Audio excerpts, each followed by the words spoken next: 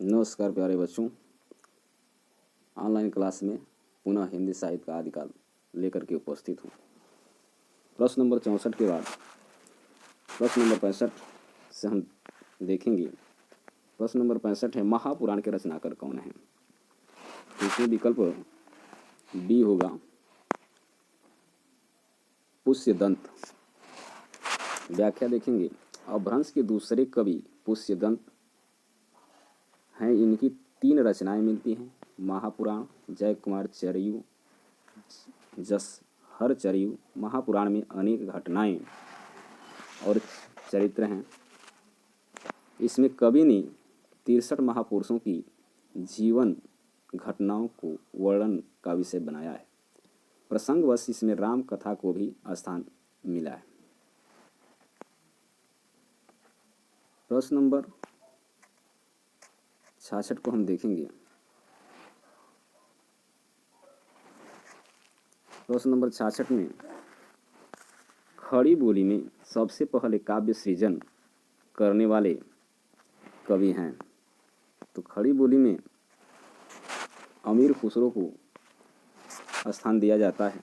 खड़ी बोली में सबसे पहले काव्य सृजन करने वाले कवि अमीर खुसरो हैं। इस भाषा का नाम हिंदवी से उल्लेख सबसे पहले उन्हीं की रचनाओं में मिलता है।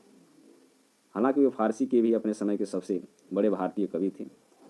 मुकरी लिखने का सर्वप्रथम प्रयास उन्होंने ही किया था। अमीर खुसरो की प्रसिद्ध रचनाएं हैं खालिक बारी, पहेलियाँ, मुकरियाँ, दो सखुने या सुखने तथा गजल इत्यादि हैं। प्रश्न नंबर 67 है। प्रश्न नंबर 67 में कि खड़ी बोली हिंदी में सर्वप्रथम रचना करने वाले कवि का नाम। तो अभी हमने पढ़ा व्याख्या में अमीर खुसरो, विकल्प नंबर बी। मुकरी लिखने का सर्वप्रथम प्रयास किस कवि ने किया था? तो आपने व्याख्या में पढ़ा अमीर खुसरो।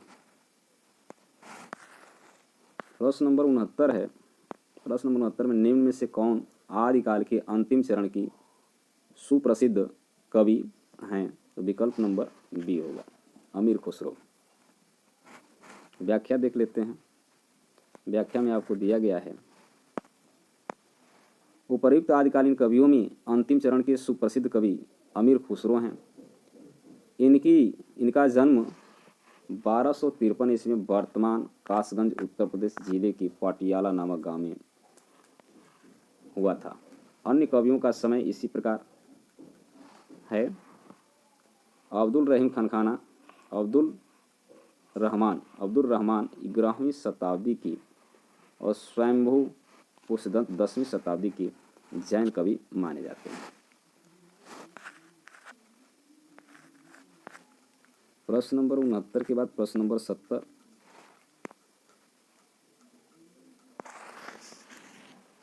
अमीर खुसरो की पहेलियों तथा मुकरियों का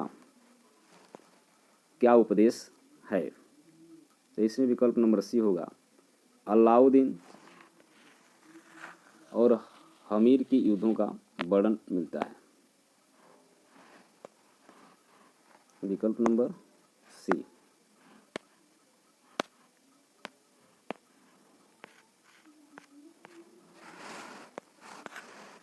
यहाँ विकल्प व्याख्या देखेंगे हम। व्याख्या में दिया गया है कि अमीर खुसरो के बारे में कहा जाता है कि वे बड़े विनोदी और सहृदय यानी अच्छे हृदय व्यक्ति थे। जन जीवन के साथ घुल मिलकर काव्य रचना करने वाले कवियों में खुसरो का महत्वपूर्ण स्थान है।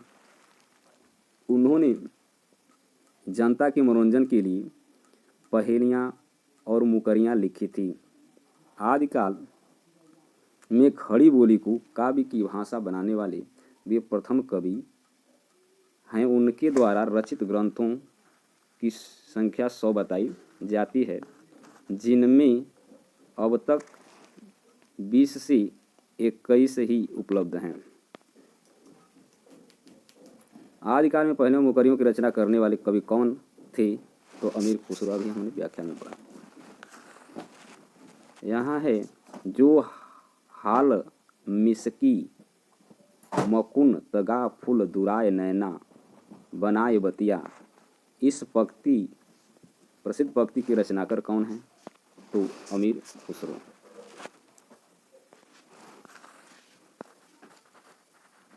यहाँ उत्तर ए के बाद हम देखेंगे कुछ महत्वपूर्ण तथ्य दिया गया है। उपर्युक्त काव्य पंक्ति में आदिकालीन कवि अमीर खुसरो द्वारा रचित है। अमीर खुसरो का वास्तविक नाम अबुल हसन है। खुसरो सुखन इनकी उपाधि है। इनकी उपनाम है तुर्क ए अल्लाह, तोता ए हिंद। अन्य महत्वपूर्ण तथ्य हैं। अमीर खुसरो के बारे में किसने क्या कहा है, क्या रचनाएं हैं, इन सब दिया है। रचनाएं हैं खालिक कवारी फारसी, अरबी तथा और हिंदी का कोश। दूसरा है नूह सिपीहर, आशिक अवासी खुश रवि। इतिहासकार ईश्वर प्रसाद इन्हें कवियों में राजकुमार कहते हैं। प्रश्न यहाँ बन सकता है कि कवियों में राजकुमार कहते हैं तो ईश्वरी प्रसाद ने कहा है। इन्होंने दिल्ली के सिंहासन पर 11 राजाओं का शासनकाल देखा है।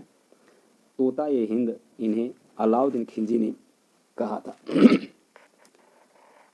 अलाउद्दीन खिलजी ने तोता ये हिंद की उपाधि थी। इन्हें खड़ी बोली में सबसे पहले काव्य सृजन करने वाला कवि माना जाता है। आदिकाल में पहेलियाँ, मुकरियाँ, दो सूखने सखुने लिखने का श्रेय इन्हें है।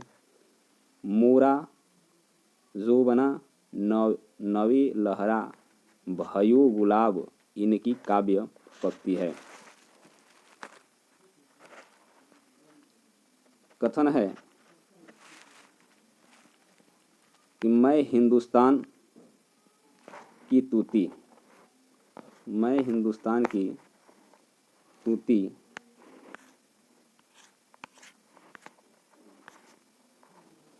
हूँ। अगर तुम वास्तव में मुझसे कुछ पूछना चाहते हो तो हिंदवी में पूछो।